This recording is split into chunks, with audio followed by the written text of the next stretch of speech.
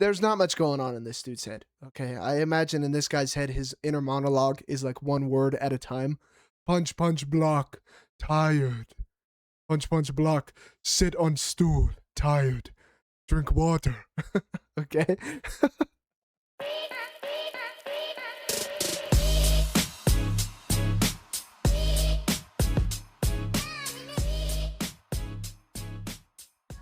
Ladies and gentlemen, welcome back to another episode here on Locked Door MMA. We're your hosts. I'm Brevin. This is my good buddy JP. And in today's episode, we will be breaking down and going over every single fight. UFC Fight Night, Horiguchi versus Kape. We are back in the Apex. But before we dive into this card, JP, come on now. Oh boy. Fight of all time. The best card of all time. This past weekend, UFC White House. It candidly lived up to the expectations, to the hype, and nobody thought it would. They all thought it was mediocre. Nobody was excited for it. And what do you know? It turned out to be arguably the best card of all time. I'll let you go over some of the fights. I mean, entertainment wise, we're thinking just about the fights. Absolutely. All finishes. I know the main event. I mean, I guess we'll start there. Okay. We had the lock as Taporia. I think many people thought Taporia were winning. I saw a couple things here and there on our stuff, on everybody else's stuff. I think Taporia is going to win, but I hope Justin Gaethje wins. That was crazy. Did not see that coming. I don't think anybody saw that coming. I think it was the uppercut early because Taporia was dipping out of the way. You can't see that rear uppercut coming. I think it was that early. And then Brevin, I don't know if you've seen it, the video of Trevor Whitman breaking down Justin Gaethje's uppercut feint, like his level change, and then he comes over the top of the right hand. I mean, he was getting Taporia to bite on that because he hit him with it a couple times, and then he was throwing that overhand. Gorgeous fight by Gaethje. His durability is what I was more shocked at. That second round, I thought it was it. I thought we had it. I thought the perfect card was wrapped up. And sure enough, something always happens. We always get out with one loss and can't get a perfect card. But good fight by Gaethje, man. And Taporia, I mean, everybody can say you quit and all this, that. And like I say it all the time, there's guys who are quitters. They quit in much worse fashion, I guess is a better way than that. Okay, dude probably had a broken orbital, broken nose, probably broke his ribs with that fucking knee at the end, dude. Oh my God. Yeah, I don't blame his brother one bit for stopping the fight. What was going to happen in that fifth round, Brevin? You think he's going to come out and get a miraculous knockout? You know, dude can't see. But great fight. I mean, absolutely great fight. Main event. Credit where credit is due. Brevin sat up here last week telling us how confident he was in Ciryl Gane. And I told you guys, I'm very biased. Okay. I love Pereira, as do everybody else. But Ciryl can move. Ciryl is nasty. We trusted in Brevin's film. And boy, did it come through.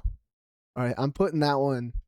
Whether the odds, I mean, they weren't nowhere near the Volkov call of early days, but I'm putting that one right out there. Okay.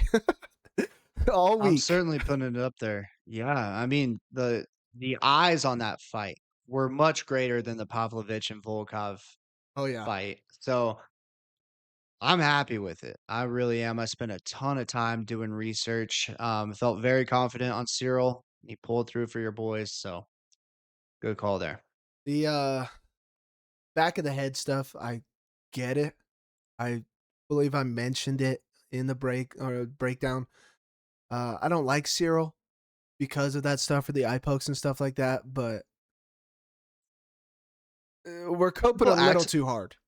Yeah, I mean, people act like it's a Cody Brundage situation where he's not moving at all. When a guy's scrambling for legs and moving around, like you go out there and try to hit the side of his head perfectly right on the ear, which a lot of those shots, JP, actually were.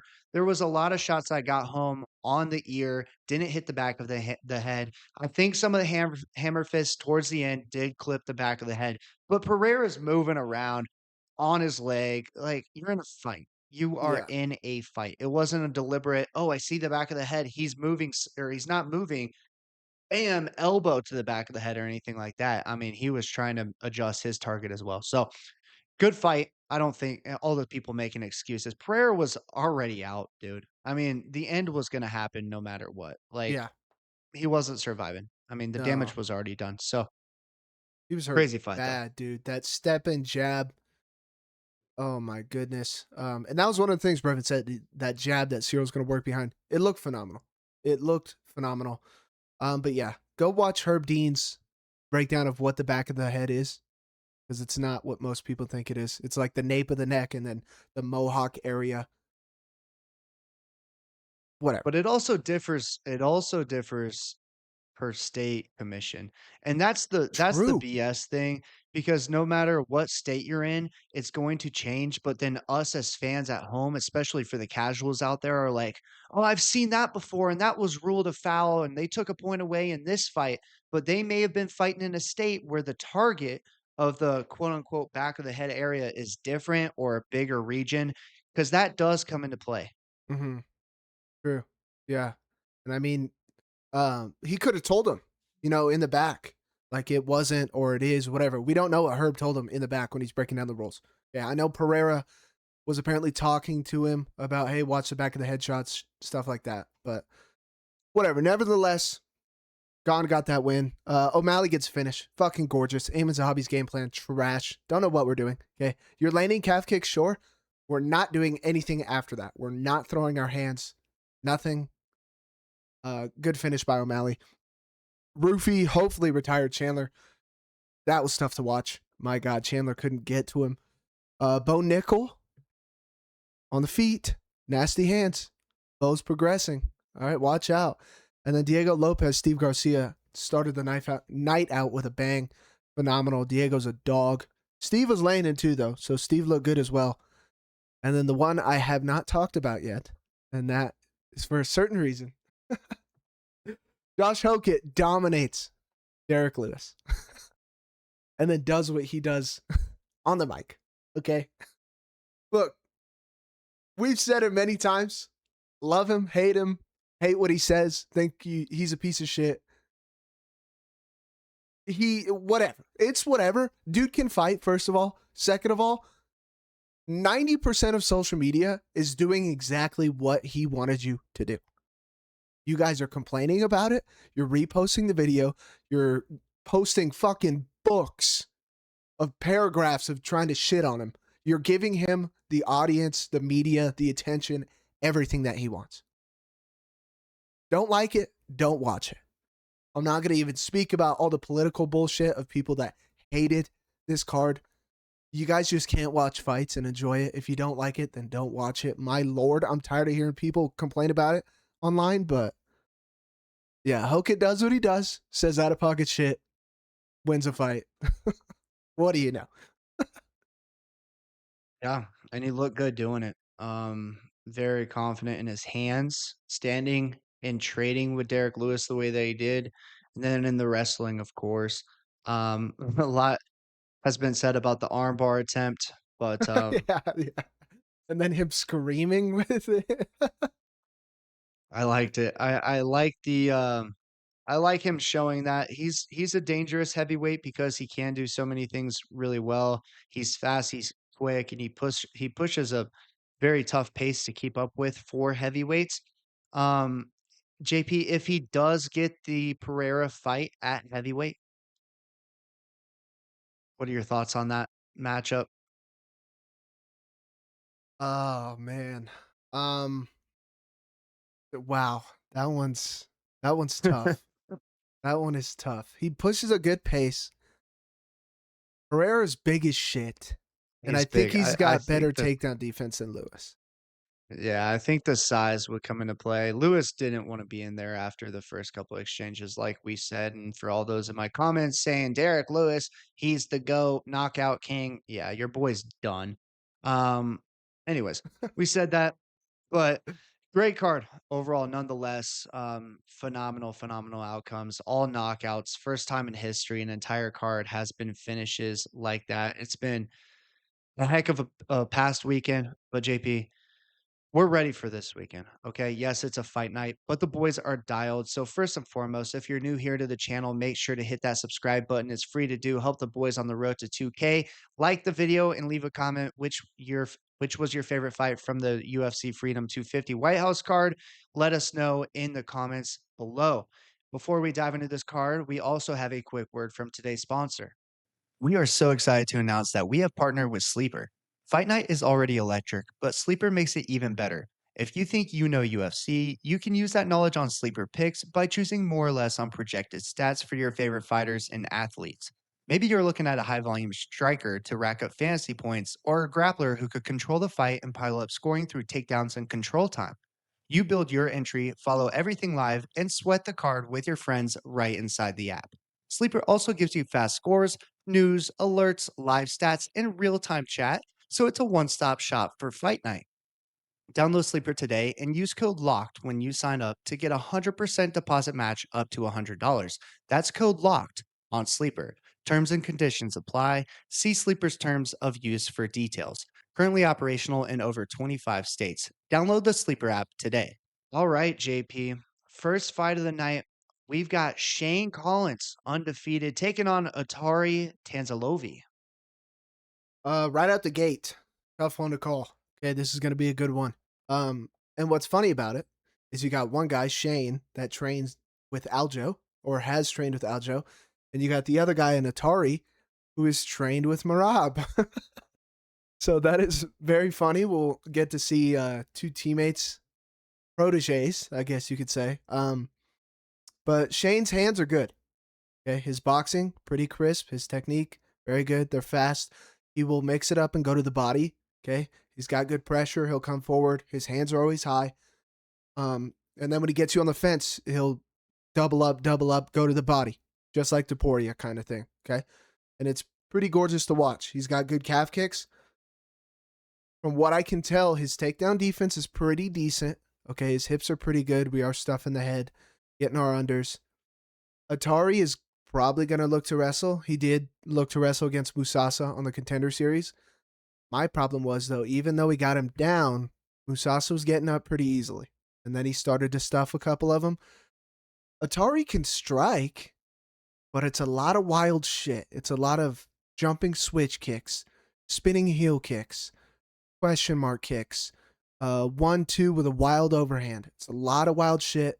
It is fast.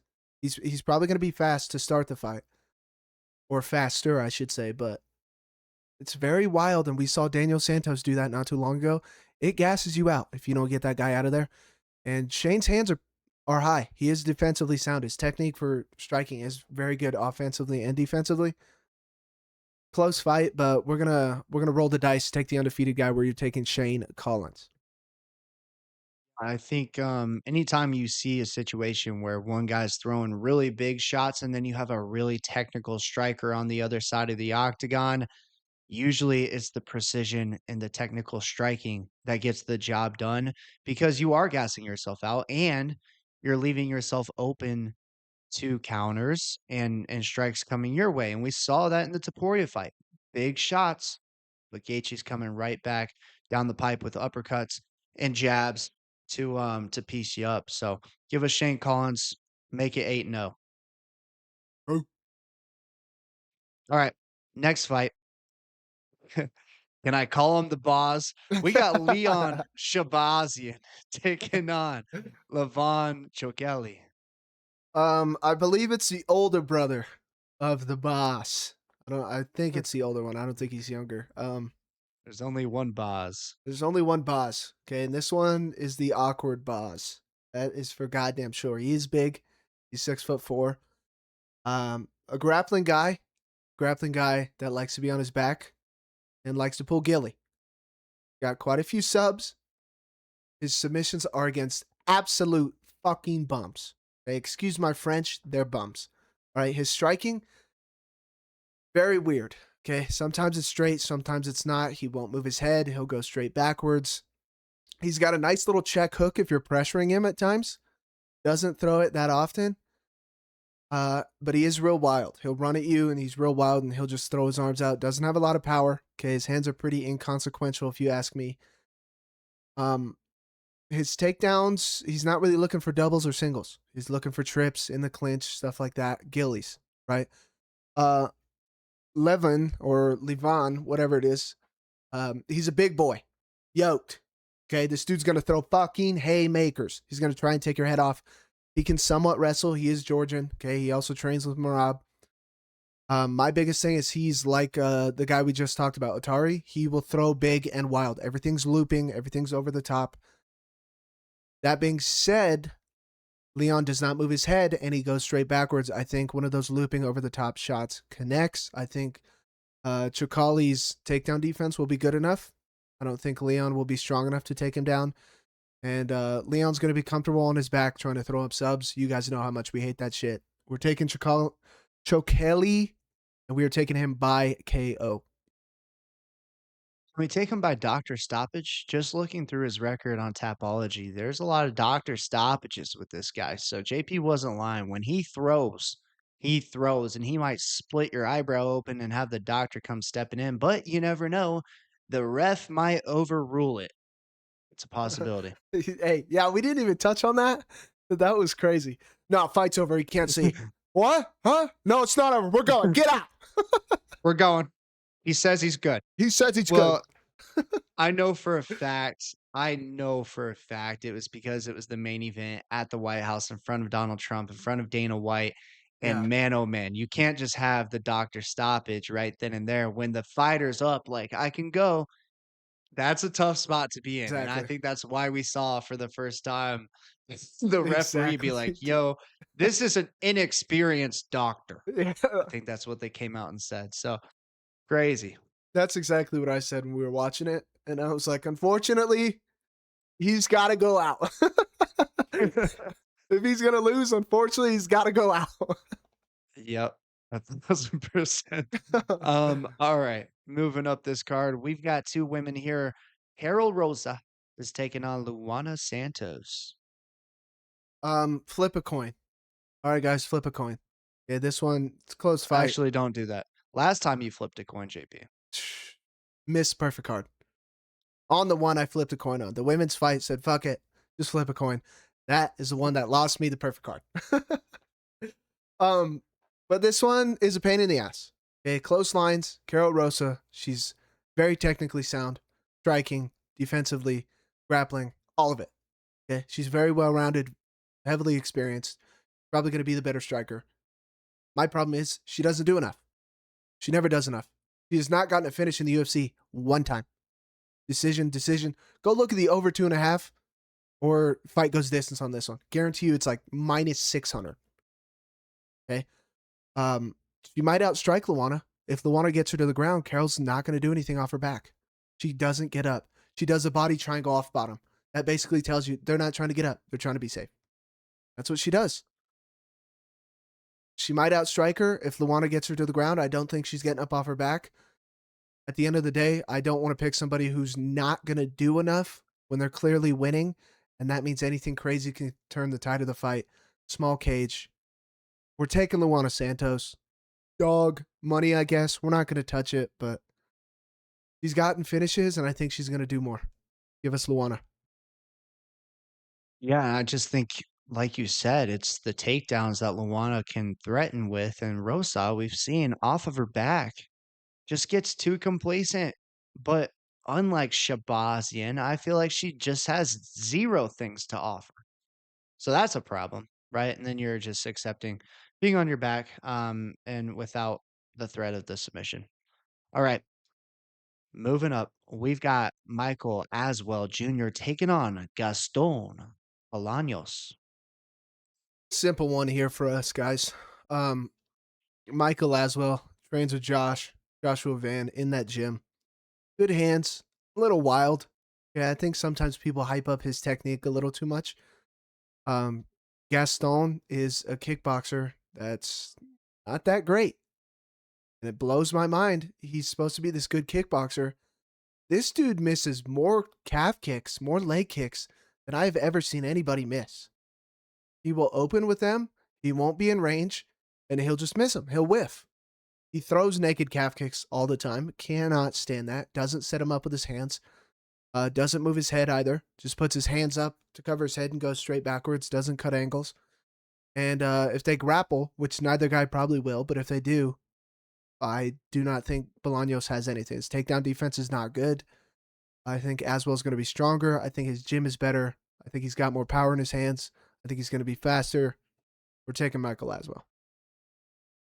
Yeah, who has had pretty darn good performances against some really good fighters. Balaji Oki, short notice, came in, gave him a fight early in that fight, went to decision with him, knocked out Lucas Almeida, and then had a nice little back and forth with Luke Riley, who we think Luke Riley is really good. So, yeah, Michael Aswell, he kind of just needs to find his footing a little bit, JP. I think it's hard, especially when you come in on short notice for your first fight and you kind of take that L, but you were like always supposed to lose that fight. It just starts you off on the wrong foot, right? Like 0-1. I think he just needs to get some things going his way. He can be a good fighter. He's got really good hands and he's got good power as well. So that's why we like him in that matchup. Alrighty, moving up this card. Two interesting fighters here. Mitch Raposo is taking on Alan Nascimento. In my opinion, probably top two toughest call on the card. Top three for sure. Both guys kind of got a path to win in this one. Okay. Alan Nascimento, good grappler. His striking's okay, but he's looking to grapple. Is he a good wrestler? Not necessarily. Okay. His takedown accuracy is not great. I think it's like 23%, something like that. But once he gets on top of you, his submission game is pretty elite. His striking is all right. It's a little stiff, not too fast. He does have power if he connects. Mitch Raposo, somewhat of a good grappler. Okay, used to be a New England cartel guy. He's probably going to be the better boxer.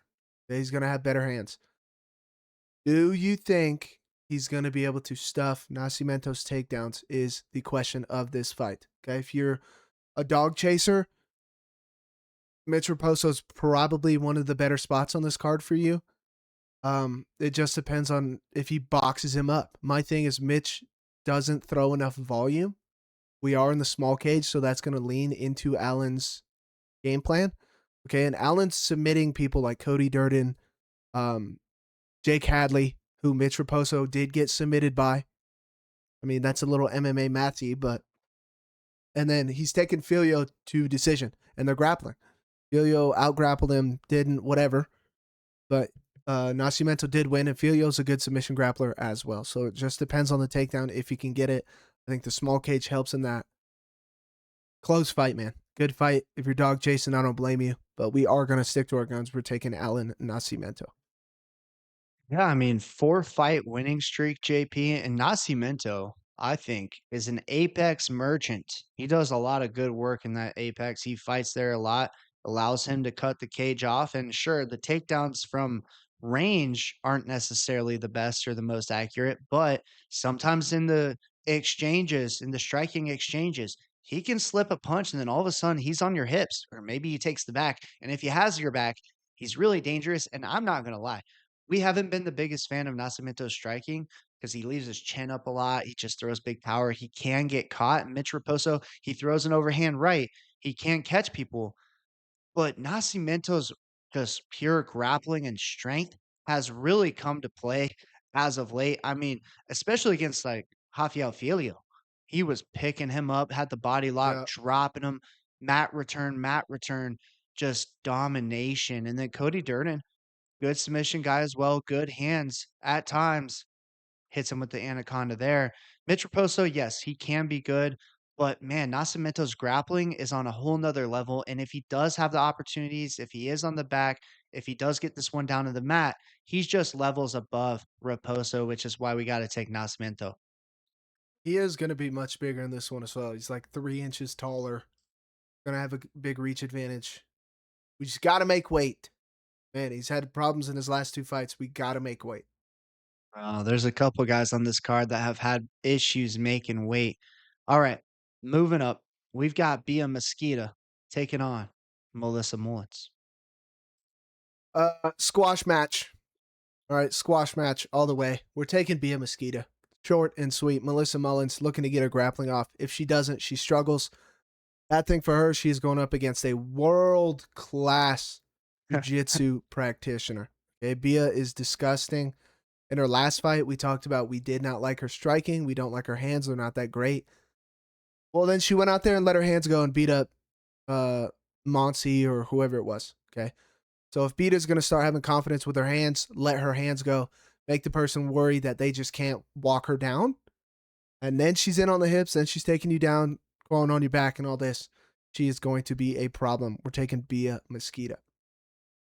Yeah, that's interesting, JP, because similar to some fights that we've seen in the past, when a girl like Melissa Mullins has been doing a lot of grappling tournaments, I know maybe she's trying to get ready for this fight in particular, or maybe she was just trying to close some holes in her game. They find this confidence, JP, in their own grappling. And you cannot do that against Mesquita Yeah. because she will submit you. There, like I said in the Nascimento fight, there are levels, and Mesquita is at the top of the food chain. So if Melissa Mullins thinks that she has improved her grappling enough to feel safe or comfortable grappling with Mesquita, she has another thing coming. So yeah, I kinda like the submission prop there, from Mesquita.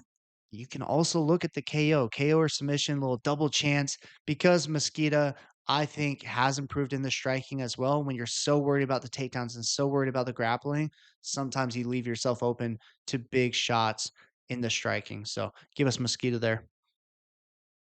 Percent. I mean, finish for sure. If you want to parlay Mosquito by finish, and then the other women's fight to go the distance or over 2.5, I think that's a lock for damn sure. All right, moving up the card, we move to the main card. We are flying through this thing. First fight on the main card, which I believe is a replacement. It is. Vinicius Oliveira is now taking on Andre Fili. Yeah, he was originally supposed to take on Giga Chikadze, which is always a fun matchup. Giga Chikadze is a wild striker. Andre Fili, um, what's the right word, JP? Average? He's Journeyman. 13 and 12 in the UFC. All right. The dude is kind of mid. He does a lot of things well, but he loses a lot of fights also. Now in his last one, Jose Delgado, we're really high on him. Then he beats a guy like Christian Rodriguez, which we'll talk about later on in the card. Melquiz Ocasa, pretty high on him. An aged out Cub Swanson, Dan Ige. Like he fights a lot of really good fighters. So it's not like he's a bum. And there's a reason that he continues to get fights inside the UFC. However, he is your definition of middle of the pack, win one, lose one, taking on a really good striker in Vinicius Oliveira, who is coming off a pretty piss poor performance, if you ask me, in his last time out. I think there was some injuries going on in that fight. JP, you can correct me if I'm wrong. I think there's a problem with the hand. He wasn't really opening up with the hands, and then Mario Bautista really just kind of ragdolled him and then found that submission.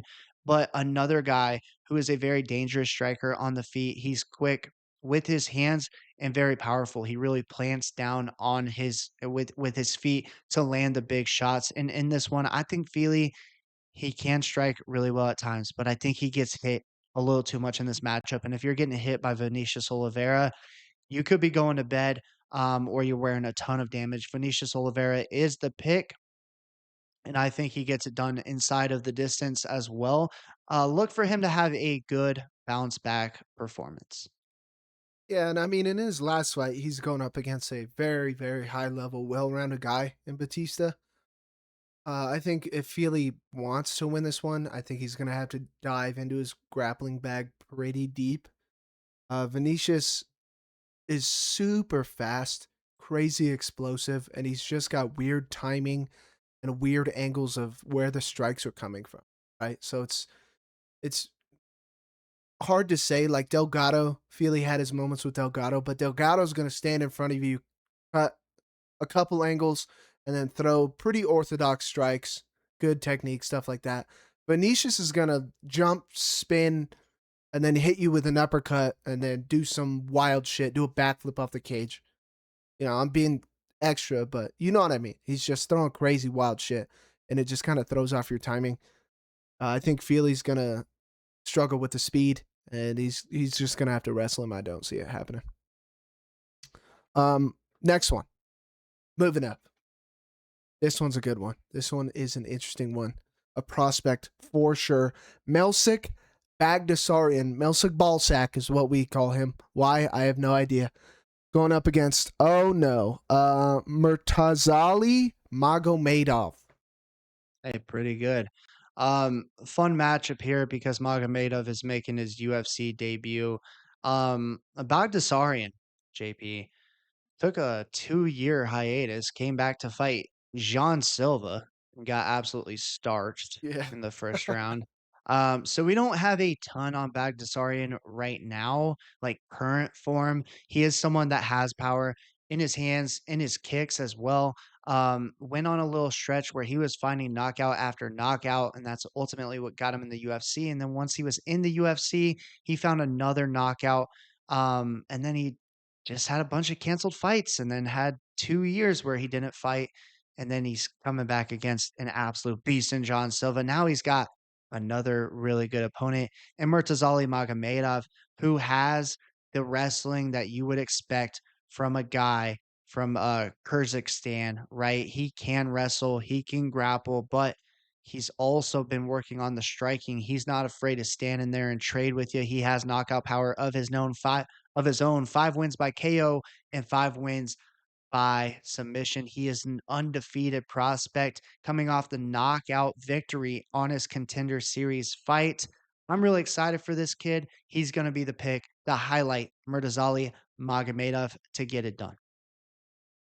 Yeah, I mean, the layoff, Milsik's, he's getting hurt, he's pulling out, and then, like Brevin said, you come back and get knocked out. And Milsik's always been the type of guy on the feet, he's pretty decent, well rounded, good technique. Can't grapple. Struggles with the grappling, struggles with getting submitted, right? And this kid is a Swiss Army knife in that way. He can grapple, he can strike with you. And it's a small cage. Okay, I'll say it till I die. In the small cage, if one guy can grapple and the other guy can't, that is an immediate red flag, immediate easy path to victory because they can't run away as much, they can't circle as much. If you have good footwork and you can cut them off, put them against the fence, easy level changes. Taking the prospect, a guy named Magomedov better be able to wrestle fuck somebody. Okay. Yeah, no, 100%. Um, yeah, Baghdasaryan. The other thing too, JP, that I think about quite often is I know how much these guys are making, especially when they're kind of newer to the UFC, maybe on their first contract. He's only 3-2 in the UFC. How do you afford to take 2 years off? You Yeah, know, is he picking up another job? Because like bills are still coming in and he's true. not getting any checks from the UFC. So crazy. Yeah, I don't know. Maybe he's living up in the mountains with his goats. Doesn't have many bills, you know. Who knows? All right. Maybe. Moving up to another good one here. Kevin Borjas is taking on Andre Lima. Yeah, this is a fun fight. Andre Lima, very good kickboxer. He's 11-0. JP, correct me if I'm wrong. I believe he was a Brazilian national champion in kickboxing. Very, very skilled fighter. 4-0 in the UFC, coming off of a rear naked choke against Daniel Barres, who in that one, he was piecing up on the feet. So, yes, it was a submission, but the majority of his work was still done on the feet. Um, He's going to look to implement that calf kick early in his fight, like he does in every single fight, and it really sets the tone for the hands, right? If you're thinking about the low kick, he can bring that kick up top very fast, very quick, no tell, and then obviously with the hands, he also keeps a very high guard. He'll plot forward and then land his strikes. Kevin Borjas, he's an interesting guy. He's only 1-4 in the UFC, but JP, I don't think he's all that bad. He just fights pretty good opponents, and then in those fights, you know, he has a moment, but then his opponent just seems to have more. Fighting Joshua Van, fighting a guy like Sumadarji, who we're high on, and then a young prospect in Imanol Rodriguez. Like that's a tough little lineup, and that results in a 1-4 record. But his win against Ronaldo Rodriguez kind of caught us off guard. He fought really well in that one, dropped Ronaldo a couple of times as well. He can throw hard. And I think that's really the biggest thing to keep an eye out for if you're Andre Lima. But the skill, the kickboxing experience from Lima, I think, is going to really show itself on Saturday. Borjas, he can wrestle a little bit, but Lima's been working on his takedown defense, and he obviously does have some submissions in his bag as well, if need be. But the pick is Andre Lima to get it done. I think the kickboxing is just going to be way too much. Ronaldo Rodriguez is the biggest dumbass in the UFC. Okay, fight IQ is literally -10 as a stat as a fighter. Um, can't fucking stand that guy. But yeah, Kevin, he's got good technique. He's just one of those guys that's always on the back foot, always circling, always kind of on his bike, right? And so it's hard. You can sit there and try and jab your way to a victory. I know people like to say that's what Sean Strickland does, but Sean Strickland will actually come forward, whereas Kevin will just keep circling, keep going. Lima will come out on the front foot and pressure you backwards. Lima does have more ways to win. Kevin's really only grappling attribute is his takedown defense. Once you get past it, doesn't really have anything to offer off his back. Submission defense isn't that great. Is he going to be able to get up? Andre's also just as fast as him, if not faster. And Andre's got to win by biting, okay? I mean, he ain't scared to go out there and bite off a lobe. You know, take a chunk out the neck or something. The joke, obviously, I know he got bit, and that's how he won. But yeah, Lima, all the way. More ways to win. It should be a good one, though. All right, moving up to another interesting one. The prospect killer, some call him. Christian Rodriguez is taking on Hyder Amil. Yeah, fun matchup. Hyder Amil, I mean, appropriately nicknamed the Hurricane. He's gonna go out there, swing big. He's all action. He pushes a wild pace as well. Very quick with his hands, and on the feet. Like he's interesting because we've seen so many guys, JP. I think this past weekend, and then even earlier on in this card, that's going to really kind of plot forward. Hyder Emil honestly looks like he's taking a handoff in the backfield, and he's going to come at you, choppy feet, firing those feet, and then trying to land some big hooks. All right. Christian Rodriguez, like JP alluded to, beats every freaking prospect on the record. If you have a guy that's undefeated, give him to Christian Rodriguez. He'll take care of business. Hyder Emil, he's no prospect. He's 36 years old. Okay. He's a little bit more experienced, but I like Christian Rodriguez's skill set. He really can do it all. He can strike with you, he can wrestle, and he's a good grappler. Hyder Emil obviously is going to be banking on the knockout power that he possesses, but he's also coming off of, was it 2 fights now where he really has not looked good? Obviously, Jose Delgado. We like Delgado, but the Jamal Emmers fight just didn't look the same, kind of gassed himself out early, which I see being a potential issue, especially with a guy as high of IQ as Christian Rodriguez. And that's exactly how he beats these prospects, is because he fights smarter than them. He knows what it's going to take to get it done. And he also fights really good high level competition. Now, yes, he also is on a 2-fight losing streak, but Andre Fili, Melquizael Costa, we like both of those guys. I expect Christian Rodriguez to be the better fighter on Saturday and really show us that he has the IQ to get it done over Hyder Emil. Really avoid the big shots and maybe take it to the ground, wear him out, because the wrestling and grappling will drain the power from the arms of Hyder Emil. So give us Christian Rodriguez. Yeah, I like that you bring up IQ so much because I think that is the defining factor in the fight. Hyder can strike, he does have power, and he will come forward. Um, but we don't like the wildness, right? And it gets you tired. It just does. And I say this about everybody. You're not throwing like that for 15 minutes. You're just not. And then people are like, "Oh yeah, look at Ramazan Temirov. Yeah, look at him. Steroids. Boom, caught." Literally the fight, or I think that fight happened, and we said Charles Johnson is going to beat him because there's no way you can throw that hard for that long. He knocks him out. 2 weeks later, what happens? Gets caught on steroids. It's not normal. Nobody can do it. Um, and Hyder's game plan is normally just that. He can also grapple a little bit, but Christian's fight IQ is very good. He will mix it up in all of his fights. He does use his full arsenal: grappling, striking, kickboxing, all the above. In the clinch, he's got good trips. Okay, ask me how I know that. Brevin knows I was sitting there crashing out at Melquizel Costa in that fight. Dude got tripped like 12 times with the same outside trip in the clinch. But yeah, I mean, C Rod, his IQ's always been decent. Losing to Philly, it is what it is. Philly's bigger and he kind of fights that same style as C Rod, so he struggled with that. But Hyder's kind of like a bull in a china shop type thing, you know? Yep. The Uh, Hurricane. Yeah, appropriate nickname. The Very hurricane in a appropriate. china shop. Yeah, no kidding. Fucking hey, buy insurance for that thing because it's gonna get destroyed. All right, moving up to my personal favorite fight on this card for one reason alone. Navajo Sterling, right? Recently a new favorite of ours, a good prospect, going up against Ion Cutelaba. Why is this one your favorite fight, JP? Love Sterling. Think Sterling's very good, and Cutelaba is a bit of a dumbass. So he is gonna Yeah, come forward. I think you're hoping to see Ian Cutelaba get knocked the hell out.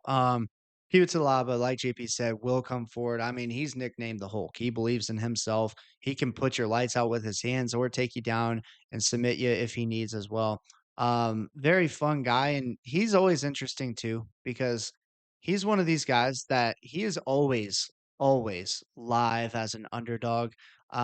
Record's only 9-10, but there's a reason this dude's still around. You know, he's beating prospect, he's losing to bums, he's beating a really good guy, he's losing to everyone else. Like, you never really know what you're gonna get with Ian Cutelaba. I will say, as of late, he's looked a little bit better. I mean, he's 3-4 in his last, or I'm sorry, yeah, 3-1 in his last four.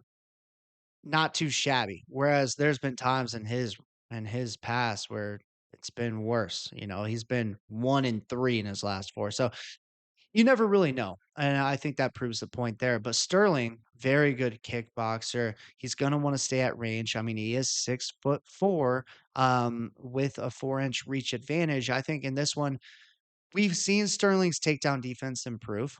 We don't know what he looks like necessarily off of his back. If he does get taken down, JP, he needs to get back up to his feet pretty quickly. I think Cutelaba can take advantage either with ground and pounder or with a potential submission, arm triangle, something of the sorts there. But on the feet, Cutelaba, he does get hit. When Sterling hits you, you're not going to eat it well. He is very powerful, very quick, technical striker. I think Sterling found his confidence in his last fight, JP. I think he really needed that knockout victory. He found it, he got it, and I expect him to go out there and really let his hands fly and show us why everyone in the division should be a little bit scared. That's why we're taking Navajo Sterling to get it done. I expect him to find the knockout victory in this matchup as well. Yeah, Cutelaba lately, yeah, he's looked decent. He's fighting guys that are morons. Ebo Aslan, dumbass, dumbass central. If I touch somebody, he already died. Okay. The object is to touch and not get touched, but sure. Um, Losing to Modestus Bukowskis. Modestus has looked like shit. Okay. And then choking out Umar. I'm not even, I gotta settle down. Umar sucks. Umar's a fraud. Who cares? Okay. Cutelaba is the Hulk. He's the mindless Hulk. I know that's somebody else's nickname. There's not much going on in this dude's head. Okay. I imagine in this guy's head, his inner monologue is like one word at a time. Punch, punch, block. Tired. Punch, punch, block. Sit on stool. Tired. Drink water. Okay. Sterling's very technical, very accurate. Like Brevin said, we've seen his takedown defense come a long way. It wasn't bad to begin with, but it has made strides. I don't think Kutulaba is an immaculate grappler that can get in his bag and take him down and ragdoll him. I really don't. I think Sterling's going to have his way on the feet. And yeah, give us Navajo Sterling. Um, if he loses, then I just can't pick a Kutulaba fight to save my fucking life. Yeah, I mean, I will say Sterling hasn't fought the best competition either, and it's no fault of his own, but same thing. Tukos, dog water. Ivan Urslan, dog water. Rodolfo Yeah. Bellato, you want to talk about low IQ, and then Bruno Lopez, who was on his way out anyways.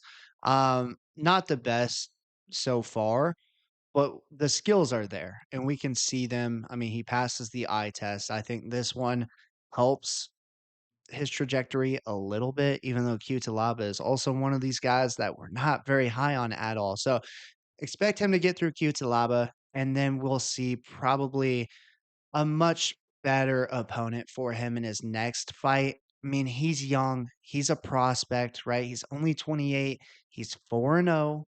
You kinda wanna take these guys a little bit slower than you would somebody else who's aging, so I get it, but at the same time, I wanna see him in a striking battle against a really good striker, to be honest with you. A lot of these other guys, they're just not it. Yeah, I think he wins this one, and then I think his next one is a crack at the top 15 for sure. Yep. All right, main event time, and boy, is it a good one. Boy, is it a good one. Hard pick here. Manel Kape is taking on Kyoji Horiguchi. Yeah, um, great fight. I love Horiguchi. JP, I don't know if we've ever had the opportunity to pick him yet. Maybe we have, maybe we haven't. Actually, in his when he came back to the UFC, I think we did. But anyways, Horiguchi, love the guy. He's very funny. He speaks very broken English, and it's hilarious. But he tries. I love it. Very quick little guy, 5'4", small little reach, but man, is he fast. He calls himself the Karate Kid, and that's because his karate is very good. He's quick, he's in, he's out. He'll land the jab. His hands are fast, overhand right. He can grapple and wrestle as well if need be. Obviously has a ton of experience in Ryzen, and Manel Kopp also same way. They've actually fought before. I'm sure some of you know that. For those that don't, they did fight before in Ryzen. Horiguchi got the better of Kopp. It was an interesting fight, a little bit back and forth. There was a lot of slippage. Kopp was falling over. Horiguchi was losing his footing. Eventually, Horiguchi got him down on the mat and submitted him via arm triangle. Kopp did have his moments. But that was a long time ago, and honestly, in the UFC, Cobb's been looking really sharp. He's a very fast striker, but he carries a ton of power for this weight class. 5'5", but if you see the knockout power that he can generate with his frame, it's absolutely absurd. So you know that there's a lot of juice on those punches. And I was telling JP before we started filming, normally in these predicaments, we do give the small cage the advantage to the wrestler. And Horiguchi in this fight is the better wrestler and grappler, but I truly believe it's going to help Cop more than it helps Horiguchi. Horiguchi on the feet really relies on his movement. He's in and out, he's circling around, he's darting around the octagon. Seems like he's never freaking tired. I don't get how that works. I think Cop in the small cage, it allows him to cut him off and really find the home for his hands. Horiguchi has been dropped before. He's been knocked out before. Manel Kopp has the power to do it, and I think he gets his revenge on Saturday, so give me Manel Kopp. Damn good fight, man. Close fight. And we always talk about on the channel, it's hard to beat somebody twice, right? And Manel Kopp has been on an absolute tear lately. He's looked damn good. And Revan's talk about the speed and the movement. I mean, these lighter man weight classes that everybody always says that lighter man skill, these dudes are fucking talented and they are fast as shit. Okay, they'll throw a 4-punch combo in the time it takes a 205er to throw a jab, right? Um, but yeah, man, I mean, it's Horiguchi's experience is just crazy. Dude's fought Demetrius Johnson, Kaya Sakura, Manel Kopp. Dude's fought everybody. Okay, so he's very well rounded, very smart, good IQ. But I just think it's Manel's time. I really do. His striking, like Brevin's saying, I think he makes a great point in the small cage. Kyoji is circling, in and out, boom, boom, boom, cut an angle, boom, circle back out. He's not going to be able to do that much. Okay, Manel's got good footwork. He doesn't chase people. He can cut people off. He's going to be on the front foot, in my opinion. These guys are going to trade a lot. At first, we might see them be very hesitant and try and get some reads. I don't see Kyoji wrestle fucking him. Okay, Manel Kopp has worked quite a bit on his takedown defense, and his scrambles are very fast. He is Mhm. very hard to get to and then hold down. He is quick, man. Damn good fight. Hard pick. I don't blame anybody for going to either side of this one, but We're taking the one that's on a win streak. We're taking the one that's just hot right now. Pause. Jesus Christ, I always throw one of those in every fucking episode. God damn it. Yeah, we're taking Manel Kape. Yeah. Um, guys, I was back and forth all day, but I'll tell you what really swayed it for me. I made the mistake of watching the Horiguchi and Patchy Mix fight. I think Patchy Mix fucking sucks. I think he's terrible. Okay. And Yeah. Horiguchi couldn't get him out of there. I thought the striking would be way too much. The quickness would be way too much. If you saw Patchy Mix in the UFC, he doesn't move his head, he doesn't move his feet. So he's basically a very still target. Horiguchi's so quick, he darts in, right? The jab. It just wasn't there and it wasn't working. And I get Patchy Mix had a lot of length on him, and I get Horiguchi was afraid of getting taken down because in the first round, Patchy Mix did have his back pretty much the entirety of the round. It ended up being like a 10-8 because Horiguchi was stuck in a body triangle. But in round two, he was starting to find his striking abilities there. Just could not do anything with it. I was expecting way better from Horiguchi. And I just thought to myself, and I know this was a few years ago. I get it, guys. I get it. But I have to make these decisions somehow. I thought to myself, if Manel Kape was in that ring or that octagon at that time with Patchy Mix, what would have been the result? And I think Manel Kape would have knocked him out cold. I do. And that's how I made this decision, to be honest with you. So, like JP said, do what you want to do. If you want to pick Horiguchi, dog money, great. If you agree with us, want to go Manel Kape, he's been looking so good, and I think his rise to the title contention is now. I think Horiguchi's had his time. He's still a great fighter, don't get me wrong, but he's getting up there in age. I know Manel Kape's not too far behind him, but he's been looking so damn good. I think he's in his prime. Tough one, man. Tough one. Good little card we got. Good little card this weekend. 1,000%. Yeah, I was telling Kaylee, dude, whoever's on the card after the White House is fucked. Oh, Like, 100%. who's gonna tune in? 100%. Who like what? Yeah. And if it's boring, dude, oh man. Yeah, you're screwed. You can't follow that up. That was the best card of all time. You stand no chance. You know, maybe there's a lot of new UFC fans now because of it, which is always a positive. I mean, my in-laws were watching the fights at the White House, so I thought that was pretty cool. So maybe there's going to be some eyes on it, but it sucks going from the White House to the Apex literally 5 days after, whatever, 6 days after. So it's crazy, but, nonetheless, pretty good card. Ladies and gentlemen, if you enjoyed that, guess what? We're not done. We've got your free show parlays coming your way right now, starting with Locked Door MMA's Lock of the Night. JP, who we locking up? There's a couple decent ones. Okay, a couple decent ones on this card, and if you're a parlay lover, there's a couple ones you could parlay, and it is a surefire winner. Unless you want to just complain about the odds of one person. But we don't care about the odds because a lock is a lock for a freaking reason. Give us Magomedov. I'm not going to attempt his first name again. We're taking Magomedov over Milsic Ballsack. More ways to win. He can strike with him. He's a better grappler. We're in the small cage. Elite. Stays undefeated. Give us Magomedov. Give us Magomedov, and that's going to take us to Brevin's Basic. Give me the lock to start with. Murtazelli, Magomedov, and then we're going to move to a guy that I'm very high on. Give me Andre Lima to get it done, and then to round out the basic. Give me Navajo Stirling to get it done. Put those three fighters together for your basic. Nasty basic. That one's smacking for sure. Oh my God, I'm hammering that one. Sit down. Shut up. It's juicer time. Last weekend, we didn't touch on it last weekend. Missed the lock. Missed the basic. Ilya was in the basic, right? Yes. I believe so. Missed the juicer.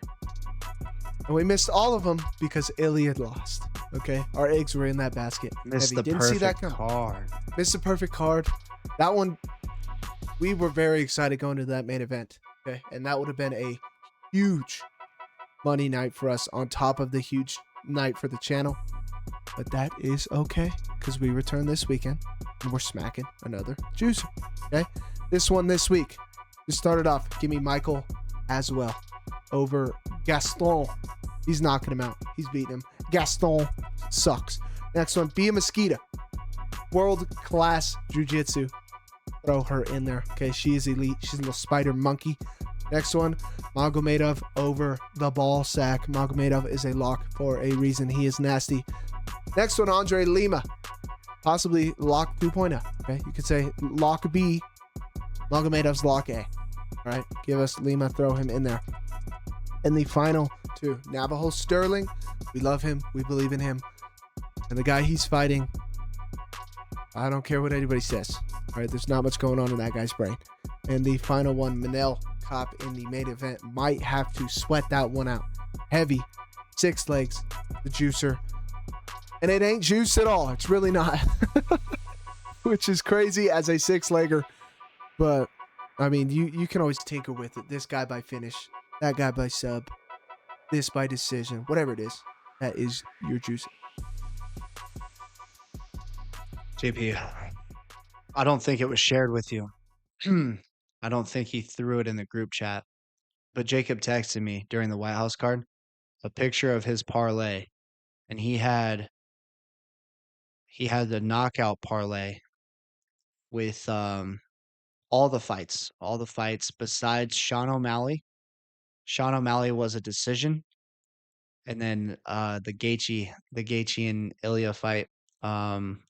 He had Ilya by KO, but he had $10 on it. The payout would have been $16,000. And I know for a fact if he would have had Sean by KO, he would have got to that main event probably cashed for a couple thousand. Oh, But easy. it was insane, dude. For that card, every single fight to be a finish, I'm still thinking about that. It was insane. You know what's nuts? Is I had a couple people over, we were watching it, and they're like, "Hey, let's make us a nasty parlay. Make us like a 6-leg or whatever." All right, let me cook a little bit here. And it was a bunch of knockouts. Some of them were finishes. I think one of them was a money line. I think it was the Bo Nickel one. I just money lined him. And then it was the Ilya and Gaethje fight to not start round 3. And we made it, and they're like, "Oh, this one's kind of crazy." And I was like, "Hey, if I put $8,000 on this right now, what would it pay?" Just a random number, $211,000. And I was like, "That would be crazy." Obviously, didn't put $8,000 on it, but we bet it. We got all the way to the main event, dude. And I was like, "Bro, Yeah. Liver shot. I could have put $8,000 on this thing." And then liver shot, he's beating him up. I'm like, "Oh, we're about to cash out." We had 3 parlays at the main event, about to cash out. Just 2 of them were just Ilya win, and then the third one was to not start round 3. And then he went from the arm bar to the triangle after hitting him with the liver shots. Yeah. Wow, just wow, man, crazy Sunday. It was. I mean, if we're gonna have fights like that, I don't care if it's on Sunday, but they need to live up to the expectation. I don't know if it ever gets beat. The scene, the flyovers, President Trump, the 80,000 people at the park nearby. Oh, Oh I my God, know. going absolutely absurd. That was nuts. And then the lights were synced with the platform or whatever above the octagon. That was just crazy. The Yeah. whole thing was just Yeah. crazy to watch. Watching him walk out of the White House, I was like, dude. Yeah. And the picture of the night, the moment of the night for me is Diego Lopez standing on the cage with his arms out. That picture goes so Yeah. hard, dude. It's legendary. I don't know if you saw Topps came out with the trading card already. Oh, yeah. One Your of boys will one. be hunting. Yeah. Oh man. Absolutely insane. All right, JP. Um, football. Yeah, we're still too far away. We can't really talk I about know. football, but we need to get the dynasty draft going soon. I was thinking But about that ladies and today, too. gentlemen, we'll talk about it. Ladies and gentlemen, if you've made it this far, make sure to smack that subscribe button, leave a like, help the boys with the algorithm, and with that, JP, I'll let you take us home. 2 events. We have 2 events. I believe it's 2 weekends.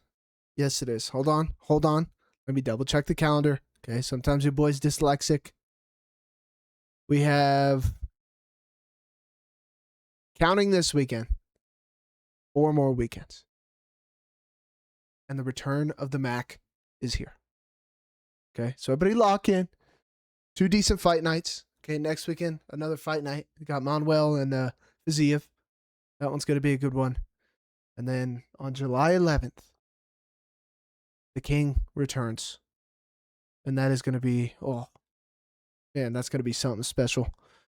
But that is it for this one, ladies and gentlemen. Another weekend, another set of fights. As always, it was a pleasure. Bingo, bango, baby. Peace.